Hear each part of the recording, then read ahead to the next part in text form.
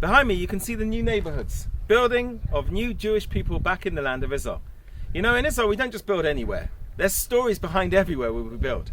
And one of those things that we need to do always is to bring in the archaeologists, to do something which we call a chafirot hatzalah, saving all of the artifacts to make sure that we can record everything. Each part of our history is important to us.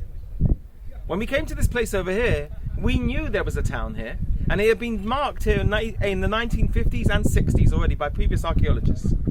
Beit Natif tells an unbelievable story that's connected to our 8 sites for 8 nights. As you can see over here, this the archaeological dig is taking place right now. And we can see certain things which they're pulling out of the ground, shards, handles of jugs, whatever it may be. But also olive oil lamps. And I think that's what it tells us the story of. Because what's Beit Natif famous for? Apart from being a village which is on the area from Beit Guvrin to the road of Hebron, which the Roman legions would have travelled on even later, but we know of many different periods, and one of those periods that we know of is the Hasmonean period. The Hasmoneans that lived here. The Hasmoneans, of course, who brought us the beautiful festival of Hanukkah. You are all lighting your Hanukkah in your homes. You're all lighting what was once the menorah, which we now, of course, is 8 nights for the Hanukkah. Lo and behold, in Beit Natif, what do we find? So we found a factory here where they would sell their wares in Beit Guvrin, souvenirs. And what was the factory that was here making, that was selling the souvenirs in Beit Guvrin? It was selling Chanukiot for the Roman legions to take home as gifts to their mistresses and their wives in Rome.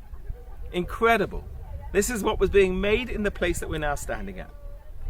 You know, the whole area here is known as Bet Shemesh.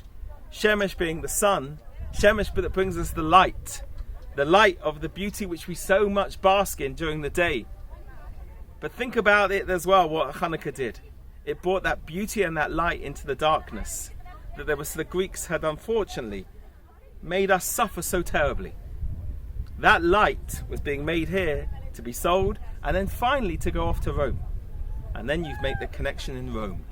Because what is one of the most famous places in Rome, which tells a very different story, but it's of course the menorah that stands under Titus's arch.